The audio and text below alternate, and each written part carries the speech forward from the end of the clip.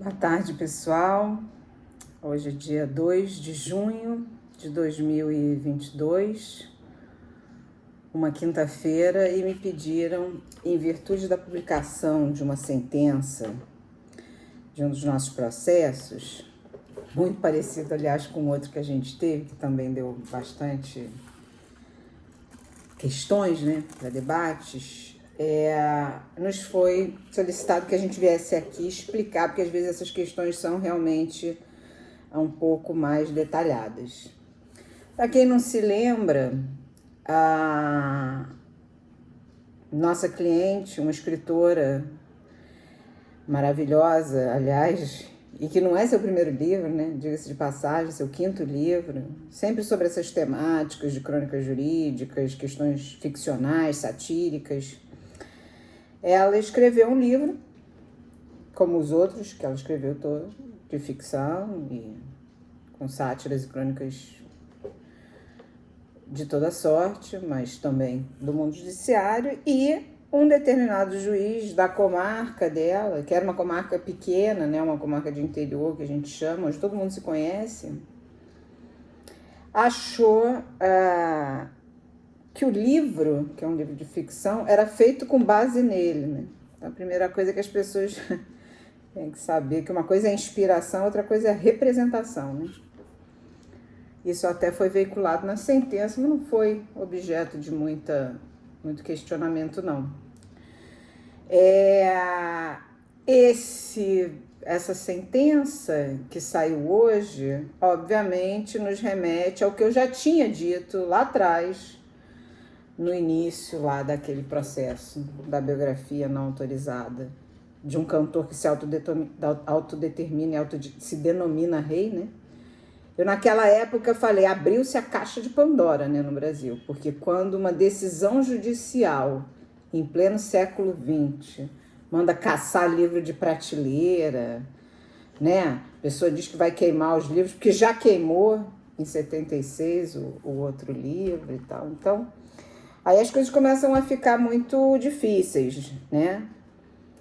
Saiu hoje essa sentença, então, dizendo que um livro escrito no formato de ficção, um livro escrito por uma pessoa que não é uma aventureira, é uma pessoa que tem uma trajetória literária e de uma verve literária no sentido da sátira e da ficção e tudo. Isso foi, inclusive, contextualizado na audiência. A gente trouxe inúmeras personalidades do mundo da literatura, inclusive o autor que escreveu aquele livro, onde ele usou como pseudônimo o nome do Eduardo Cunha, e mesmo assim, né, não recebeu uma sentença como a gente está recebendo de hoje, uma sentença condenatória.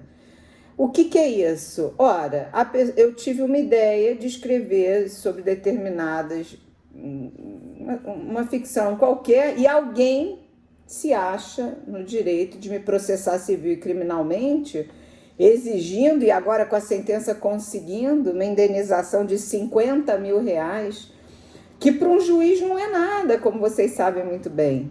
Mas para a pessoa que é autônoma, que teve sua vida devastada, que teve que mudar de estado, que ficou com milhões de sequelas emocionais, financeiras, né, profissionais, teve que trocar, fazer outra coisa da vida. É muito injusto. É muito injusto. Se a gente está querendo uma sociedade mais justa, quando a gente olha para uma sentença como essa, a gente vê que, infelizmente, a gente está muito longe.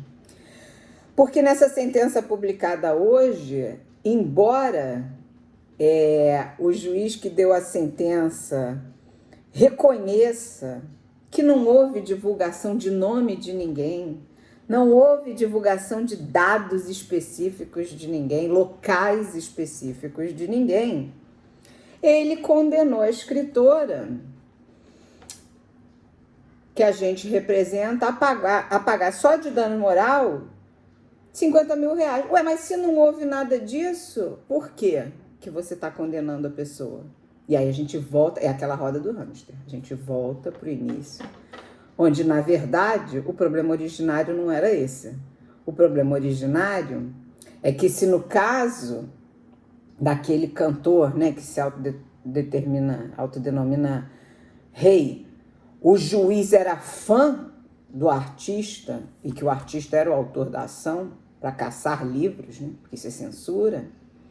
Aqui nem isso a gente não tem, a gente tem uma problemática muito maior. Como é que pode um juiz julgar outro? Porque a temática de fundo, já falei para os meus alunos, é essa.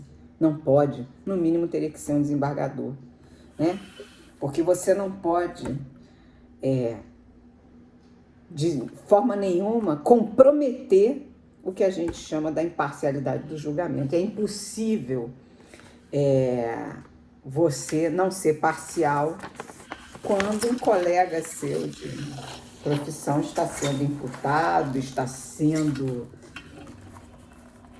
se autodenominando inspiração de um livro de ficção, um livro normal, um livro que não fala, como mesmo a sentença diz, não fala em local, não fala em nome, não fala em especificidade nenhuma.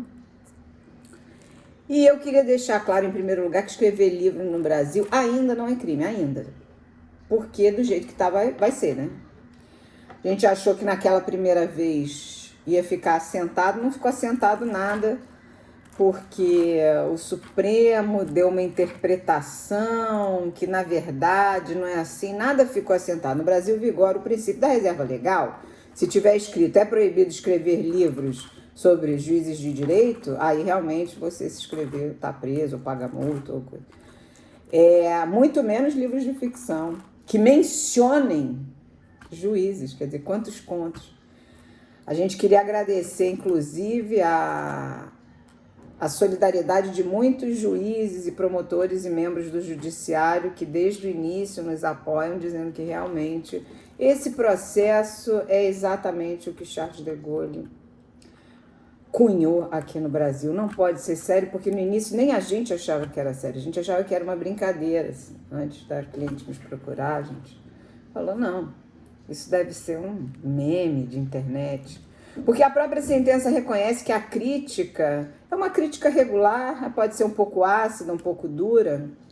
Se você fez um concurso para juiz de direito e não quer aceitar crítica, eu acho melhor você mudar de profissão. E a gente tem tido muito problema, vocês estão vendo aí na imprensa com isso.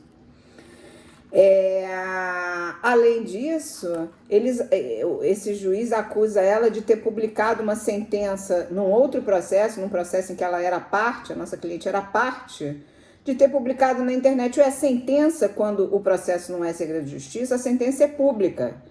Eu publico 500 mil sentenças todos os dias para os meus alunos verem nas nossas mídias sociais.